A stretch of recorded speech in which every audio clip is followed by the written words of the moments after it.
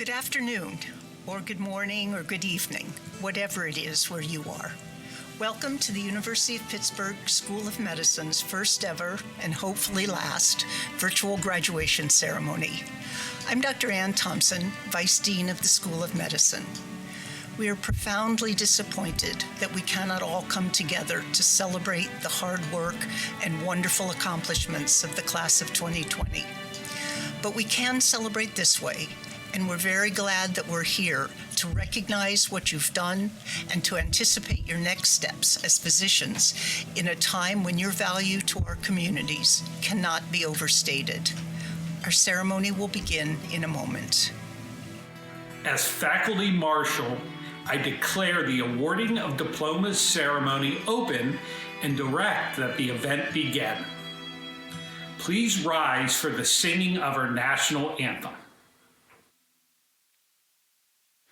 Oh, say, can you see by the dawn's early light what so proudly we hailed at the twilight's last gleaming, whose broad stripes and bright stars through the perilous fight over ramparts we watched were so gallantly streaming, and the rocket's red glare, the bombs bursting in air, gave proof through the night that our flag was still there.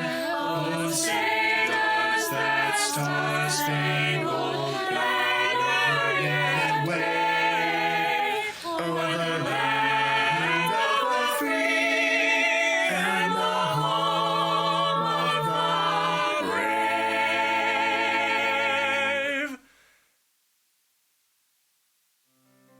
We come with grateful hearts. In this moment of gratitude, we meditate on what is honorable and just. We hold in our hearts our relationship to humankind. We lift our focus beyond ourselves to family, to friends, and those in need. In this time of new beginning, let our minds, our hearts, and our hands be directed to use each day for good. It is up to all of us to live out our destiny as we look forward in a spirit of hope.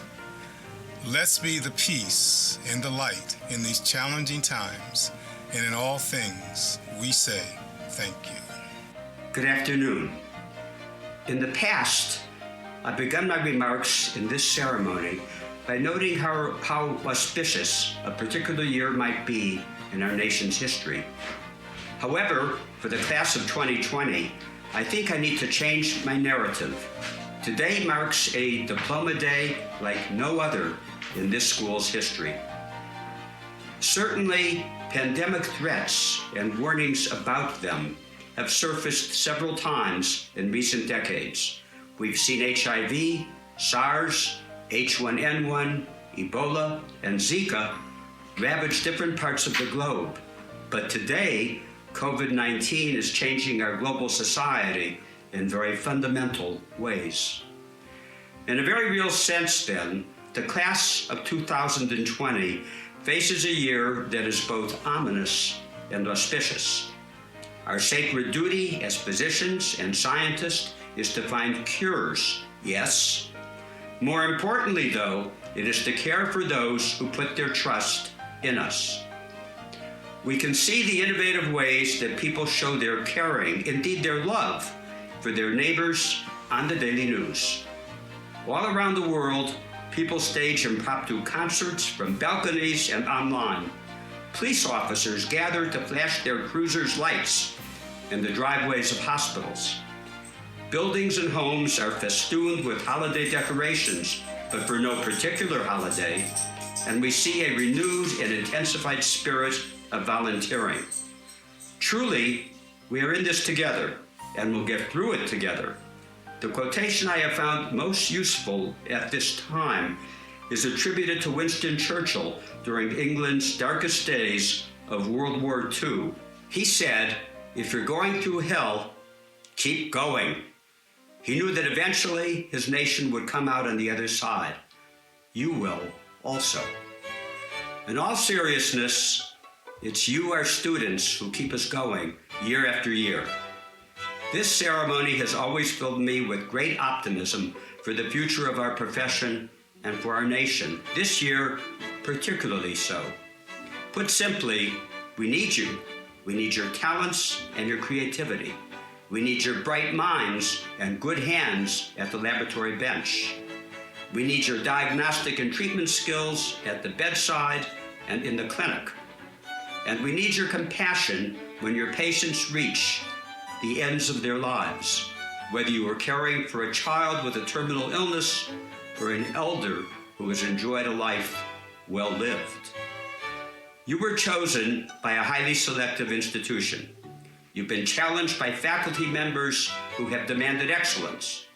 You've passed every test, and by doing so, you've demonstrated that you deserve to take your place amongst the graduates of the University of Pittsburgh's School of Medicine.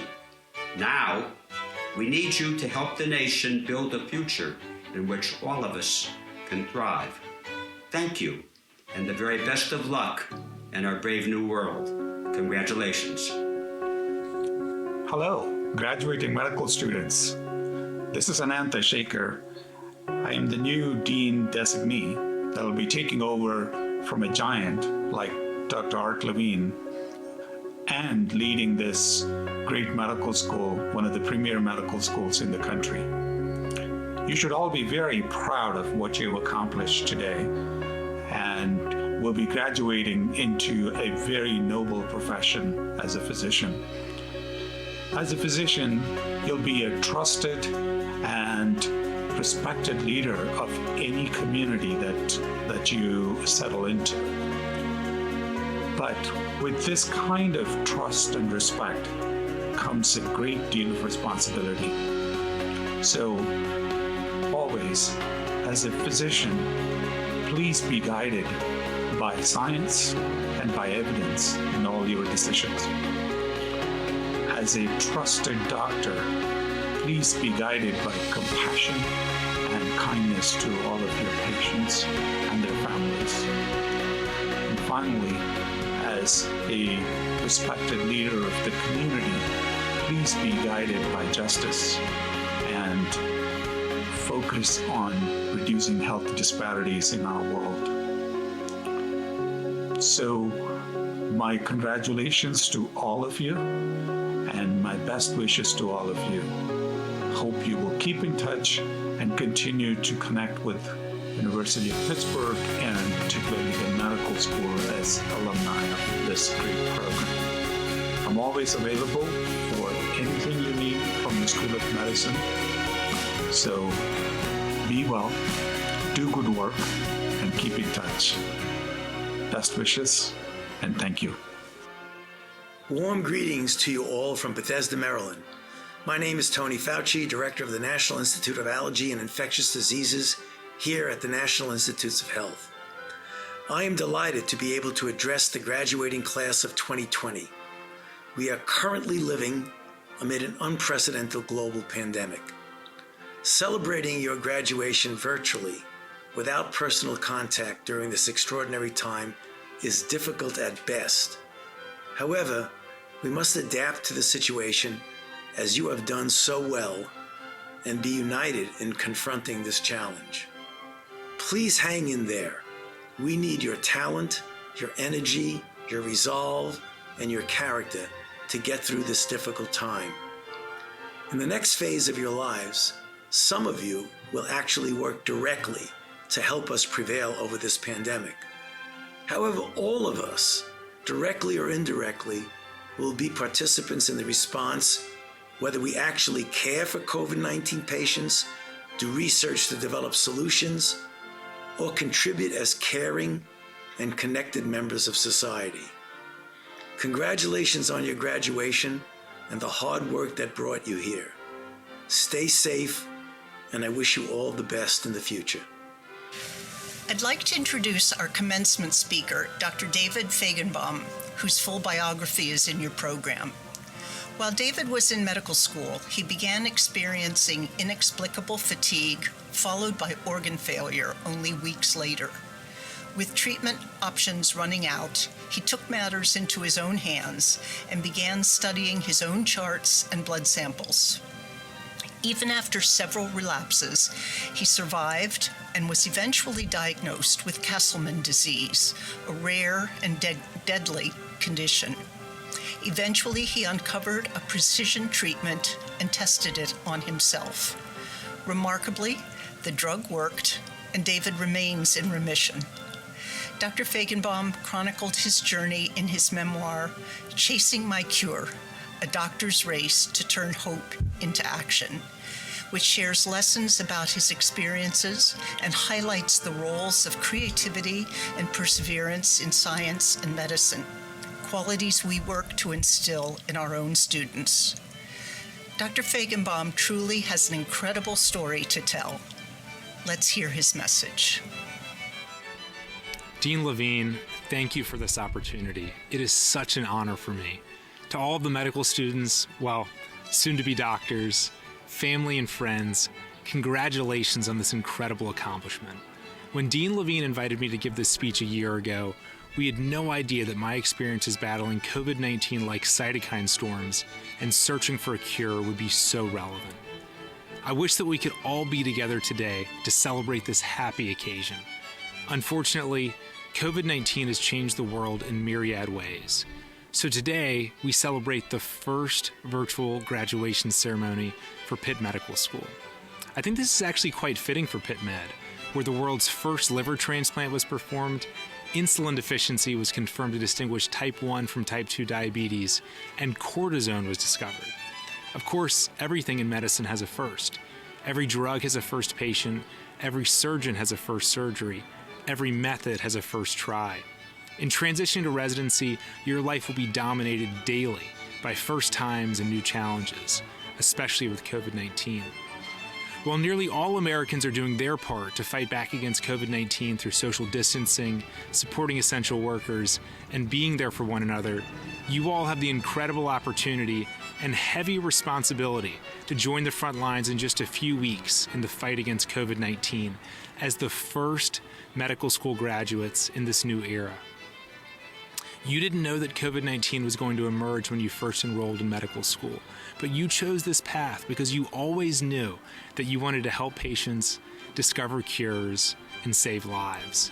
Never before has there been a greater need to do each of those things, and never before have you been more prepared than you are right now. We need your help. Just like you, I too found myself in the midst of a war when I graduated from medical school that I never could have imagined when I started. Like many of you, I was inspired to go into medicine based on a personal experience. For me, it was when cancer took my mom's life while I was in college. I wanted to become an oncologist. I wanted revenge. I was well on my way when during my third year, I suddenly experienced a cytokine storm, and my liver, kidneys, bone marrow, heart, and lungs all shut down. A retinal hemorrhage made me blind in my left eye. I gained 70 pounds of fluid and drifted in and out of consciousness. I was eventually diagnosed with idiopathic multicentric Castleman disease. As you know, it's never good when idiopathic is in the name of your disease. 1/3 of us die within 5 years of diagnosis, and another third die within 10 years. I was even read my last rites when my doctors did not think I would survive. I've considered that moment to be the start of my overtime, time that I didn't think I would have, when I could first fully appreciate just how precious life is. I would go on to have 4 life-threatening relapses before chasing after my cure. And I'm alive today because of a few principles that I want to share with you as you set out on your journeys. The first, we are all in overtime. I wish that I had never had my last rites read to me, but it has given me appreciation of life that I never had before. I think COVID-19 has given us all a sense of overtime, where the clock could run out at any moment. Fear is an understandable feeling, fear for ourselves and our loved ones. But let's use this sense of overtime to focus on the most important things in life and to liberate us to be our best selves. The second, Humor is so powerful. One of the last things that likely comes to mind when you think about suffering and dying is laughter, and understandably so. But with COVID-19 and other challenges in life, laughing with the people we love can be so powerful. This was certainly the case in my journey. After nearly 5 months hospitalized, a combination of 7 chemotherapies halted my cytokine storm and saved my life. I remember one of the first walks I took with my dad around the hospital floor. It was New Year's Eve 2010. My belly was filled with 7 liters of fluid due to my liver and kidney failure, but I was just glad to be alive. As we passed the family waiting room on our walk, we noticed there was a gentleman who looked like he'd been drinking on New Year's Eve. When we passed by again, we saw he had fallen to the floor. So my dad rushed over to help him back to his chair, and he looked at us and said, "Thanks so much, good luck to you and your wife." We rounded the corner kind of confused, and then I looked down at my belly and I realized he thought that I was my dad's pregnant wife, which was a low point emotionally for both of us. But we laughed so hard. Third, reflect on what you're hoping for and then turn your hope into action. A few weeks after being confused as my dad's pregnant wife, I was eventually discharged and returned to medical school on an experimental drug that we hoped would keep me in remission. This drug was based on research done by Dr. Kazu Yoshizaki. He had discovered that interleukin-6 was highly elevated in a few Castleman disease patients and developed a drug to block it. I had heard he tested it on himself to prove that it was safe before giving it to other humans. When I asked him, he said, No, I didn't give it to myself. The nurse, she gave it to me. It went on to get approval in Japan for Castleman disease and inspire a second-generation treatment in the U.S. that I was now taking and hoping would keep me alive. When I relapsed on it, the only drug in development for my disease, and my doctor informed me that I had run out of options, I realized that I could no longer just hope that some researcher somewhere would find a treatment for my disease. I would need to turn my hope into action. I promised my family that I'd dedicate the rest of my life, however long that may be, to trying to find a cure. With COVID-19, there are countless people hoping and praying for drugs, vaccines, and doctors to prevent or treat them or their loved one's disease. The action you take in the coming weeks and months will have the potential to answer those prayers and realize those hopes. Fourth, none of us can fight a war alone. Lean on your classmates and families, perhaps via Zoom, for support as you face challenges. I did just that. After chemotherapy saved my life for a 4th time, I returned to medical school on a mission. My classmates by my side, I began conducting laboratory research, built an international research network, and spearheaded a new approach to rare disease research. In the midst of all of this, I got engaged to the love of my life, graduated from medical school, and then relapsed and nearly died again. I was out of options. I searched through data from my own experiments on my own samples to try to find a target for a personalized medicine approach. Then I found a pattern that suggested that an important communication line called mTOR was turned on. The best part about mTOR is that there are drugs already FDA approved for kidney transplantation that can inhibit it. An experiment confirmed my hunch. mTOR was up. That didn't guarantee that blocking it would work, but it was a lead. So I began testing the mTOR inhibitor sirolimus on myself as the first patient with my disease ever treated with it. Today marks 76.26 months since my last relapse. I say 76.26 months because I know I can't round up. I may be in the ICU with a relapse tomorrow, but I also refuse to round down because my team of friends, family, colleagues, and I have worked so hard for every day. Fifth, during tough times, we're often encouraged to find silver linings, but my mom taught me to also look to create silver linings. My team at UPenn recently joined the COVID-19 fight by launching an effort to identify and track drugs that can be repurposed to treat COVID-19. We found approximately 150 drugs have already been tried in the first 11,000 patients we've studied. There are thousands of drugs already FDA approved for at least one condition. The drug I'm on was within a mile of me at my nearby CVS for each of my deadly relapses, but no one had thought to try it. How many of these drugs may potentially work against COVID-19 or other diseases, like the 7,000 rare diseases without any approved treatments? The drug Kazu developed for Castleman disease is actually one of the most promising drugs we've found to date, and it's undergoing multiple clinical trials for COVID-19. Firsts in medicine are so important, and I hope you all will be a part of creating silver linings during this difficult time. But let me be clear. There are some firsts that I do not recommend.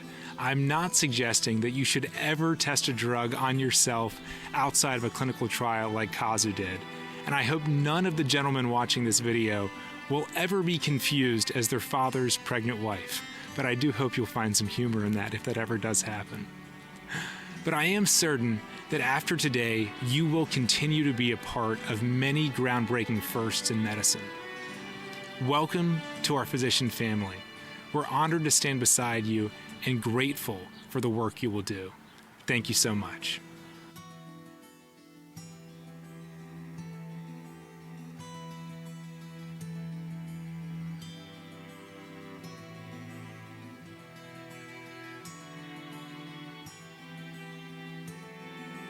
Let me begin by welcoming all of our graduates together with their families and friends and my faculty colleagues. As many of you know, the School of Medicine is committed to graduate education as well as medical education. At present, the school has nearly 500 graduate students enrolled in Masters of Science and Doctors of Philosophy programs. We now honor the 150 students who have earned master's and PhD degrees during the past academic year. Let us begin with the Masters of Science degrees. The 98 graduates whose names now appear before you earned master's degrees this year in biomedical informatics, biomedical sciences, clinical research, integrative systems biology, medical education, microbiology and immunology, and molecular pharmacology. Typically, the students in these programs spend a year, and sometimes two, in developing skills that will help them advance in a range of careers. We are very proud of each and every one of you. We congratulate you and wish you all the best. Now, let's recognize the newly minted Doctors of Philosophy.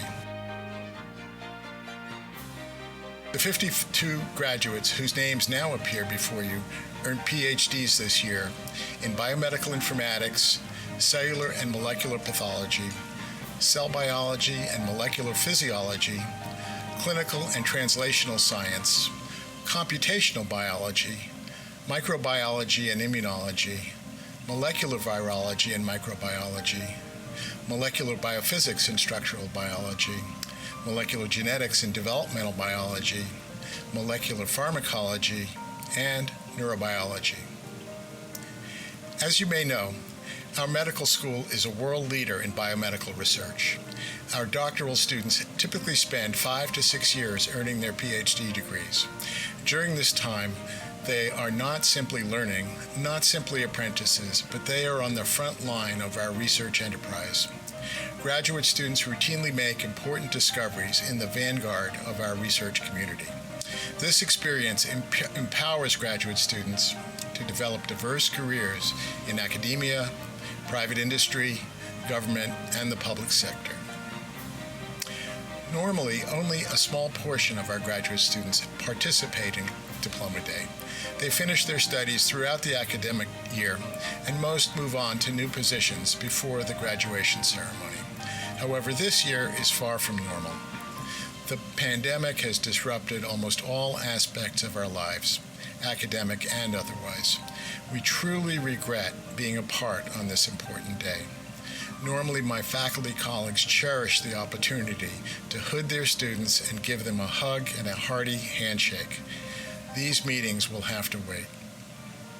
On the positive side, our virtual Diploma Day provides an opportunity for all our graduates to participate along with their families.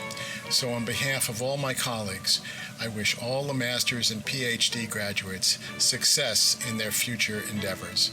More than ever, the current public health crisis demonstrates the fundamental importance of biomedical research that leads from ideas to hypotheses to discovery to improve public health and to a secure world. Our society and the world need you, the next generation of biomedical scientists, more than ever. As you move on to the next stages in your careers, we will miss having you in our midst, but we will not let you go from our hearts or release you from our collegial embrace. May the bonds that connect you with the University of Pittsburgh remain strong.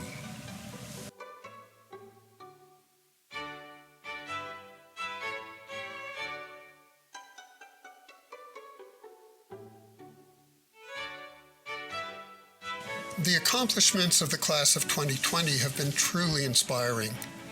And at this fraught time, the world calls for the ongoing success of our 52 PhD graduates and 136 MD graduates who are now expertly trained in research. I'm awed in particular by the 8 graduates of our 8-year-long Medical Scientist Training Program, MSTP, and 5 graduates each in our 5-year Physician Scientist and Clinician Scientist Training Programs, PSTP and CSTP. The common spice in this alphabet soup has been a burning curiosity, sweetened by collegiality and a blend of scientific with clinical insights. Not only have these students made critical discoveries, published scores of papers, garnered their own NIH and Howard Hughes grants, but equally importantly, they have learned to identify great mentors and to mentor, honed their sensitivity to clinically important gaps in knowledge, dodged over seriousness, and fostered a culture of service and empathy. I congratulate our MSTP graduates, Heather Akoff, Matt Amdahl, Colin Beckwith, Jim Fisher, Shoma Jopagi, Kevin Levine, Brian Liu, and Zach Yoakum. As well, our PSTP graduates, Miriam Brahmalawani, Philip Hispanik, Beth Kenny, Nate Sisterson, and Cyrus Tseng. Our CSTP graduates, 2 of them receiving a Master's in Clinical Research, Natalie Pace and Kimberly Lim, as well as Audrey Lynn, Zanetta Franklin, and Catherine Krukenberg. It's great fortune that this intellectual power drives kindness too. The med school loses 18 stars, but brightens at the prospect of the sun's Yule shine where illness darkens lives.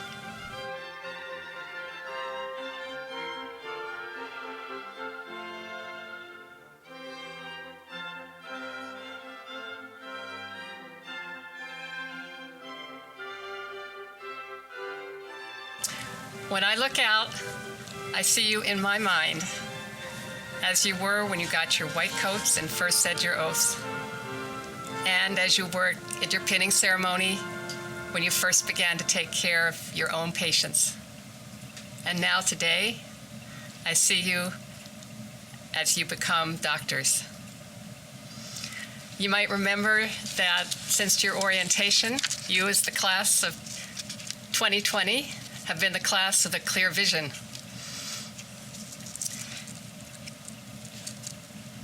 Little did we know how important that quality would be as you have weathered the ups and downs, the shadows and the lights of your medical school experience.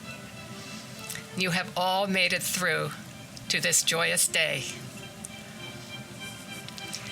As you continue your journeys now as doctors, may you continue to use your clear vision along with your resilience, courage, compassion, collaboration, and commitment that we have all seen you show so often, never more than the past few weeks.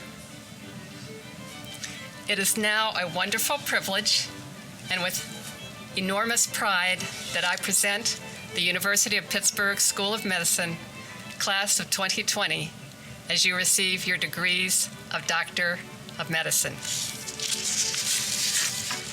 As your name is read, please stand wherever you are, receive your hood in person or in spirit, and know that your diplomas and your degrees will arrive soon and will bear the date, this date of conferral, May 18th, 2020.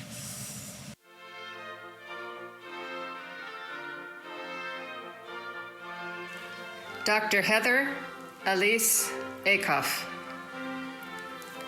Dr. Hamza Ahmed. Dr. Olatiwa Madupe Akomalede. Dr. Wyeth Dodge Alexander. Dr. Matthew Brian Amdahl. Dr. Mary Jane Anderson. Dr. Aris Ryan Erekelians. Dr. Daly Favo Alville. Dr. Kieran Neha Bondi. Dr. Megan Elizabeth Bannon. Dr. Joshua Michael Barnett. Dr. William Reese Barrington. Dr. Stephen Henry Bayer. Dr. Colin H. Beckwith. Dr. Yamira Kechi Duena Bell. Dr. Eric Williamson Burning. Dr. Anika Elizabeth Binner. Dr. Miriam Ekwa Brahmalawani. Dr. Kristen Bridget Breslin. Dr. Ashley Marie Brienza. Dr. Cassie Wallace Burley. Dr. Kevin Joseph Byrne. Dr. Elizabeth Arlene Cabrera. Dr. Benjamin John Cahill. Dr. Anna Danielle Cohen. Dr. Jessica Brianna Cohen. Dr. Alyssa Noel Cook. Dr. Michael Paul D'Angelo. Dr. Brendan Michael DeCenzo. Dr. Corey James Domino.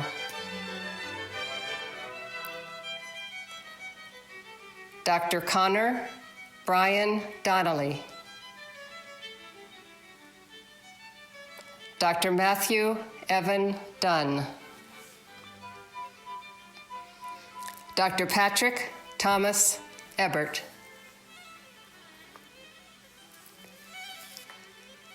Dr. Sheila Echu Eno.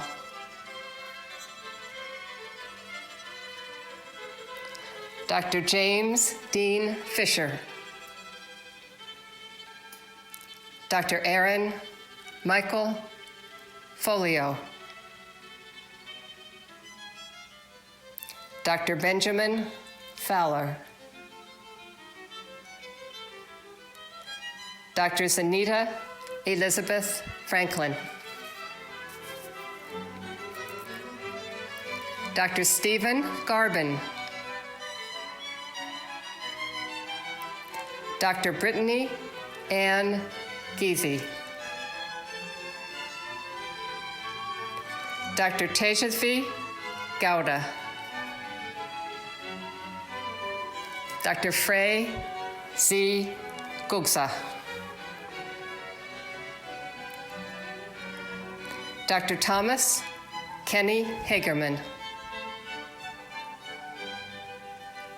Dr. Adam Archer Henry.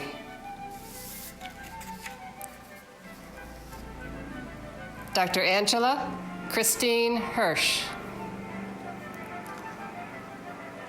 Dr. Sarah Elizabeth Hogan. Dr. Kimberly Sydney Xiong. Dr. Stephanie Wysong Hum. Dr. Nicholas Anthony Arabino. Dr. Laura Olabisi Ibaduni. Dr. Philip Isvanik. Dr. Rachel Caroline Jacobs. Dr. Shoma Yobad. Dr. Alexander William Keller.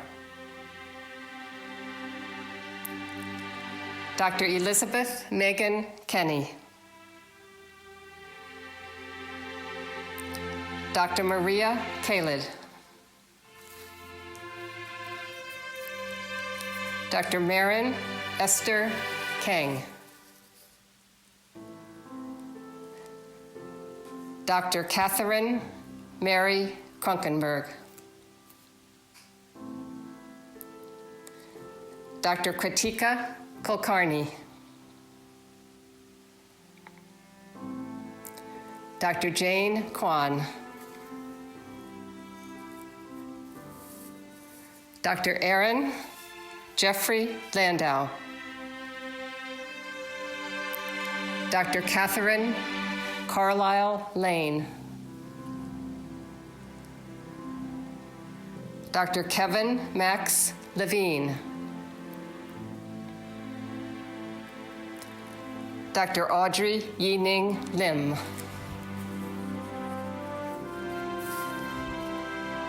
Dr. Grace Lorelei Licious. Dr. Brian Liu. Dr. Michaela Nicole Lowenkamp. Dr. Wasim Lutfi. Dr. Talia Francis Mandelkern. Dr. Sarah Matter. Dr. Almut McDermott. Dr. Todd Axel McLaughlin. Dr. Alexandra Joy McQuaid. Dr. Neil Andrew McQuaid. Dr. Kristen Amanda Millville. Dr. Sarah Michelle Minnie. Dr. Leonid Mearson.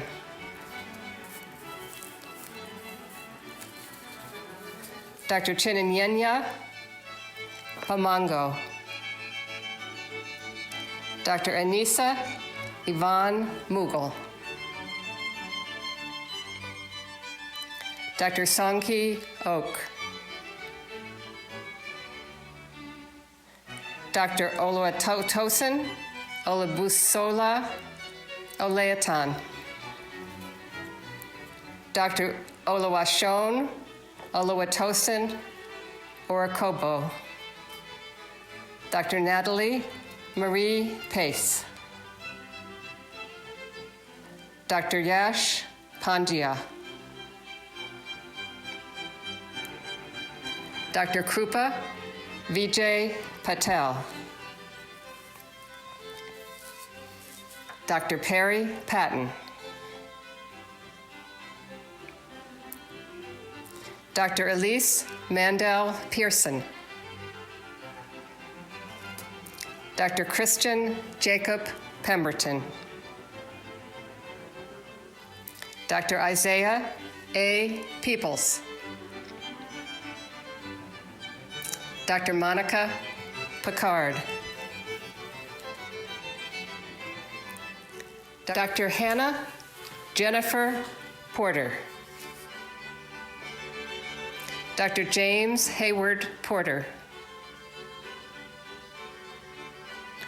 Dr. Michael John Porter. Dr. Yan Chi. Dr. Santhesh Raj. Dr. Sudesh Raju. Dr. Teresa Reno. Dr. Mara Caitlin Rice Stubbs. Dr. Devin Emery Rogers. Dr. Zaid N. Sufula. Dr. Alexandra Armenia Sansosti. Dr. Hannah Leona Schwarzbach. Dr. Gordon Douglas Scott. Dr. Annie Marie Shearer. Dr. Nathaniel Douglas Sisterson. Dr. Ayana Ife Smith. Dr. Nicholas Francis Smith. Dr. Makisa Brenna Solomon. Dr. Davis Ellis Spencer. Dr. William Alexander Strober. Dr. Harrison Tyler Supnick. Dr. Matthew David Swatsky. Dr. Christy Natalie Taylor. Dr. Crystal Diane Taylor. Dr. Robert Eugene Tice. Dr. Stephanie Termoze. Dr. Jacob Lee Thomas. Dr. Joel Thomas. Dr. Andrew Raymond Tout. Dr. Elizabeth Tracy Trandell. Dr. Amy Sang. Dr. Y. Sang. Dr. Lee James Varelis. Dr. Bhavya Varma. Dr. Sherry Shiyu Wang. Dr. Rebecca Elizabeth Ward. Dr. Shiyang Wei. Dr. Michael David White. Dr. Tierney Elizabeth Wolgamuth. Dr. Zachary Allen Yoakum. Dr. Simon Paulos Johannes. Dr. Minting Yu. Dr. Valentina Hosan Zaran. Dr. Sophia Han Zhang. Dr. Joshua Wald Zolman. And Dr. Nicholas Zuniga Penaranda. So I would invite all members of the class of 2020 to rise as we exuberantly applaud and congratulate our new Pitt Med doctors for your awesome achievements and for all your promise of great things to come.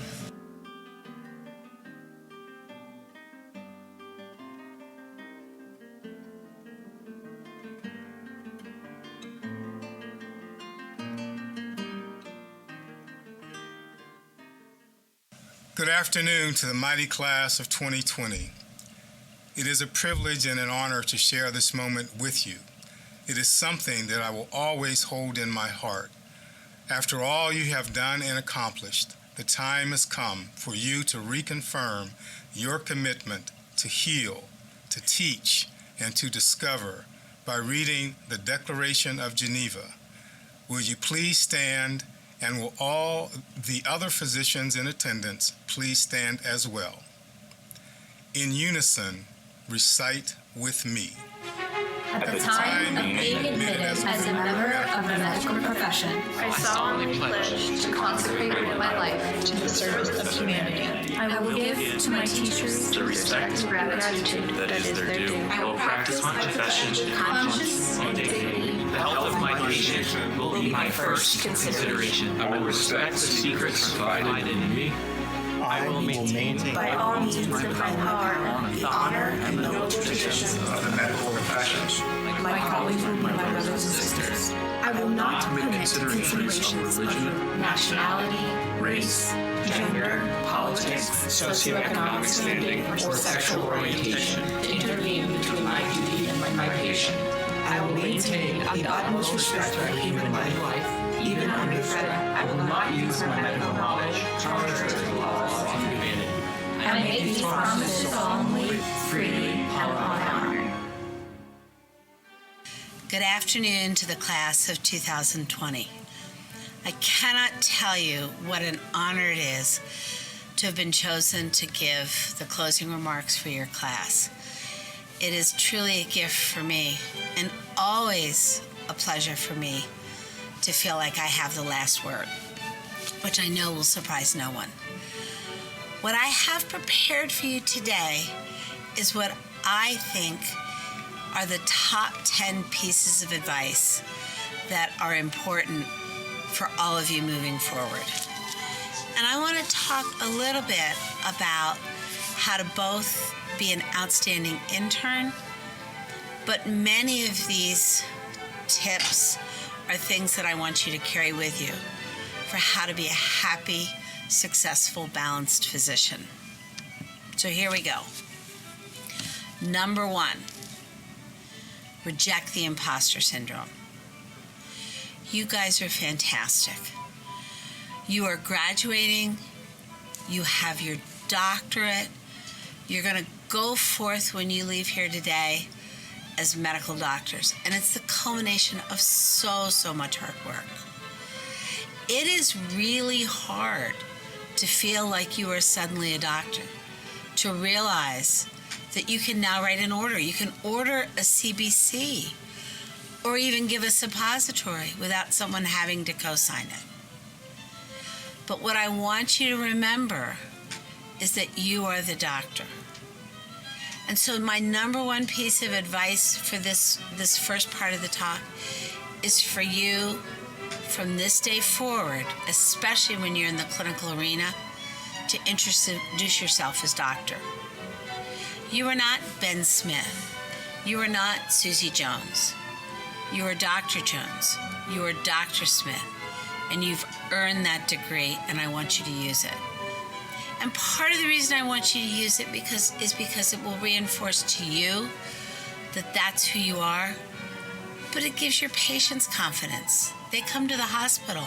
They see you in clinic. because they're looking for a doctor. You are that doctor. So please introduce yourself as doctor. Number 2, bring your whole self to work.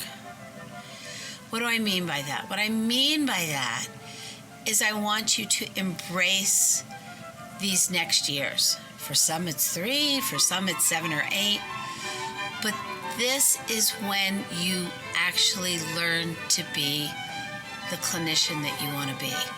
These are really special years, and I want you to throw yourself into it. I want you to enjoy it. I want you to embrace it. I want you to remember it. I want you to really be there every minute that you're there. I want you to make every minute count, because these training years are so short. In a blink of the eye, they're gone. And this is what will make you the doctor you're going to be. Number 3, in the same line as bringing your whole self to work, I want you to always strive for excellence. You need to be the best you can be in terms of taking care of your patients, in talking to them, in talking to their families, in interacting with everybody on the team, in going above and beyond to look something up, to get back to a worried family member. And while I want you to strive for excellence, I don't want you to let perfect be the enemy of the good. You will have to decide what things need to be done just to be done and off the list, what things you need to do well, and what things really need to be excellent. Perfect is too high a bar. None of us reach it. Strive for excellence. Number 4, I want you to learn something about every patient every day. And I mean that in 2 ways. I want every patient for you to have a face. Is this a grandfather? Does this person like to garden? Were they a professor? Were they a veteran? And where did they serve? Did they see combat? Make the patient a person. And then go on and learn something about that person's medical moment. The patient is a person, the disease is a disease. Personalize the patient, learn about their disease. The next thing I want you to do is to be reflective. And I want you to be reflective and own both your highs and your lows. Many of us, when we're on boards, we do an exercise at the end of the week where we ask everyone to reflect on what went well and what didn't go well. It's a gratitude list. And I want you to have gratitude for what you did that went well, and actually even gratitude for the things that you wish you could have done differently, because that's how we learn, and you can learn from that. And in particular, we all tend to spend a lot of time thinking about the things we wish we'd done differently, but I want you to modify that by always remembering the people you helped and the things you did right. It's easy to gloss those over, but so important. Number 6, I want you to understand that balance, or as we call it now, work-life integration, is not a day-to-day achievement. There will be times in your life where your career has to dominate. To be honest, your residency is one of those. This is that learning moment. This is when you really, really need to maximize your opportunity. This is where you can make a difference. But there will be times later on when your family will take priority, or when you will take priority. It just has to be even at the end of your journey. So while balance is something we all strive for, appreciate, it comes and goes in different increments of time. Number 7, take care of each other. I'm going to tell you that your residency is one of the most exciting times of your life. Your learning curve is the steepest during your internship year than any other time in your training, with the possible exception of your third-year clerkships. You become a doctor at the end of your internship year. But it's a challenging year. It's a challenging year where you are challenged emotionally, physically, intellectually. What makes it go better is when you're taken care of by your colleagues. Please pay attention to your colleagues. Reach out a hand, help each other. If somebody's struggling, stop and ask. Take care of each other. Number 8, part of taking care of yourself is finding a mentor. So I want all of you to make sure that your network at either this institution, if we're lucky enough to keep you, or your new institution includes people higher up the food chain that you can ask questions of. Use your mentors, find your mentors, ask them questions. We're all honored when you come to us, so don't be afraid. But I also want you to remember that you are now a mentor, because, good news, guys, you're no longer the low man on the totem pole. Remember what it was like when you were a third-year medical student? Those interns walked on water. And even though you're dealing with your own imposter syndrome, they thought you were gods. So look ahead and find a mentor. Look behind and be a mentor. All those things I told you earlier that you should learn every day, pay it forward and teach it. Take care of each other.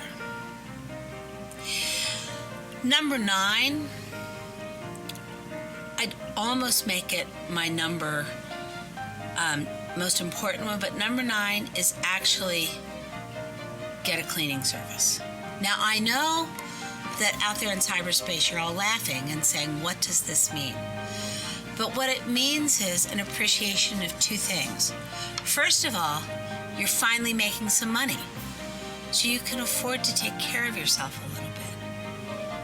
But what it really means is your most valuable commodity in the next, 30 years, 40 years of your life is time. And what I want you to appreciate is that while managing the workload is stressful, there are things that you don't have to do anymore. You don't have to clean your house. For those handful of you who really like to clean your house, have someone do your laundry. If you have a house, have somebody take care of your yard. Make sure that you decrease the burden on your plate by getting rid of the shoulds. Stick with the coulds, not the shoulds.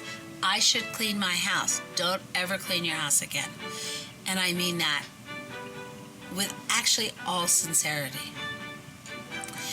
And my last piece of advice to you today is I really want you to focus on enjoying the journey. There's a lot of folks who spend their time waiting to get there.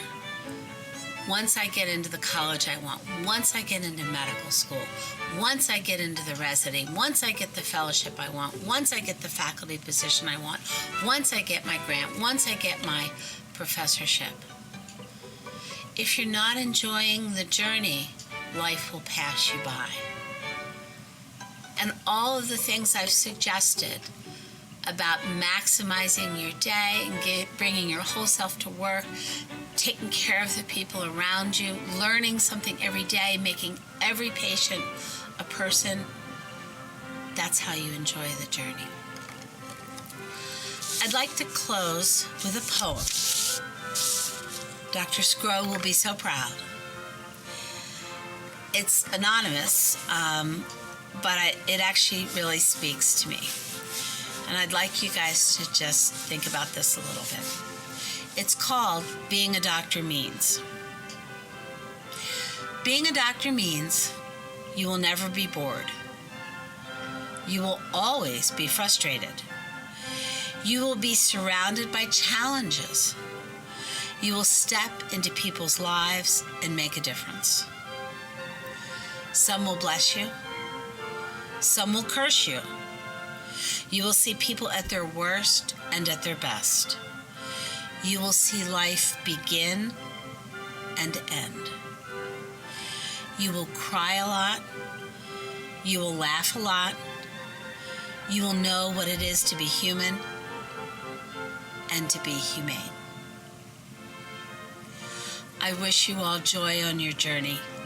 It has been a pleasure getting to know you. Please stay in touch.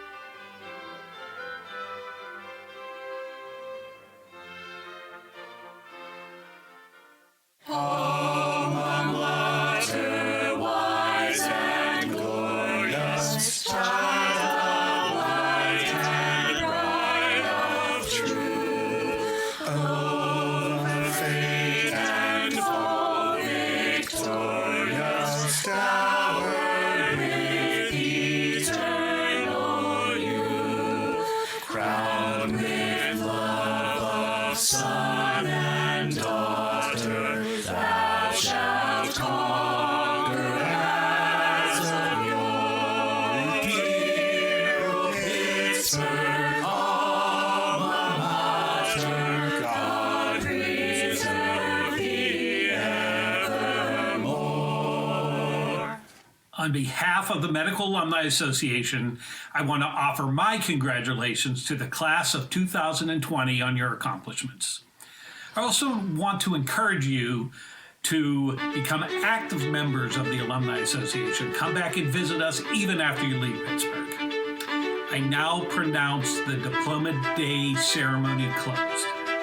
Hello to the class of 2020. Class of 2020, congratulations. Way to go, class of 2020. Congratulations and good luck. Congratulations, class of 2020. We are so proud of you. This is an amazing accomplishment. Good luck on the next stage of your journey. It's been a pleasure working with you. I wish you nothing but success and all the love and luck in the world. I want to congratulate our terrific MD, PhD graduates. The world is better for all of these terrific trainees. They'll bring dance to cure and crumble to disease. It has been the greatest honor and privilege to serve as your advisory dean. I know you're going off to do great things, and I wish you all the best. And I wish you as happy a career as I have had, as I would do it all over again. You're going to go on and do great things. I'm so happy for you today, and I'm so excited for you as you move forward in your careers. You've been out of sight, but never out of mind. I wish you the very best in challenging times ahead. I know you're up to it. I'm so very proud of your accomplishments, and I look forward to hearing more about your adventures in the near future. It's been such an honor and a privilege to have, in some small way, been a part of and hopefully a supporting character for your journey here at Pitt Med. For you, the adventure is just beginning, and I wish you all good things to come. To the class of 2020, warmest congratulations as you begin a new phase of your career. We are proud to call you Pitt Med grads. Best of luck and stay in touch. We are incredibly proud of your flexibility, your resiliency, your generosity, your brains and hard work and altruism, as each one of you becomes a physician for the very first time during this worldwide pandemic. I am so proud of our physician scientist training program graduates. Physician scientists launched to cure ills. We'll miss you all. It's been such a thrill. When the canvas frays in the curragh of thought and a stain of ocean blackens beneath you, may there come across the waters a path of yellow moonlight to guide you safely home. May the nourishment of the earth be yours. May the clarity of light be yours. May the fluency of the ocean be yours. May the protection of the ancestors be yours. And so may a slow wind work these words of love around you, an invisible cloak to mind your life. 2 pieces of advice for the graduates. 1, in the words of the famous pediatrician Dr. Spock, trust yourself. you know more than you think you do. And 2, remember as residents that you are the key to a great learning environment for your students. I offer you my deepest congratulations. I know this isn't the best way to celebrate, but I do want you to recognize that all of the accomplishments that you've done, all the wonderful things that you've learned, and the growth that you've had is still there, and it is definitely something to be celebrated and something to really be proud of. Dear graduates, first let me express my gratitude for the opportunity you've given me to contribute to your educational experience. I've seen you persevering during that period of time of diligent work, strong commitment, self-criticism, anxiety, and the extreme weariness of a long period of time towards the finish of an incredibly amazing and rewarding voyage. In fact, it is just the beginning of a journey, a quest for meaning, fulfillment, and a commitment to a career full of challenges and opportunities and self-growth. Loving one's work and career makes even the most difficult labor rewarding. Hi everybody, this is Mary Herbert from the Birmingham Clinic.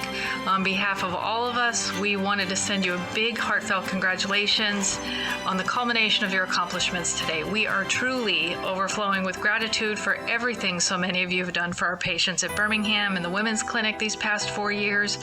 We want to give a special shout out to those of you who have been part of the Hope, Salute, Panther Clinic, and Palpitations leadership teams. We hope you know how many patients' lives you've impacted and frankly saved by all of your caring and hard work. I hope you all do great in the future. Feel free to keep in touch. I'll miss you all. Congratulations. Best wishes, we'll miss you. Congratulations to the class of 2020. Congrats! Congratulations! Congratulations, class of 2020. Let the force be with you. Congrats and best wishes. So congratulations, best wishes, and please keep in touch. A big thank you from all of us for everything that you guys have done for us this year. Congratulations. Congratulations, class of 2020. All my best. Congratulations, class of 2020. Good luck. Good luck and Godspeed. Stay in touch.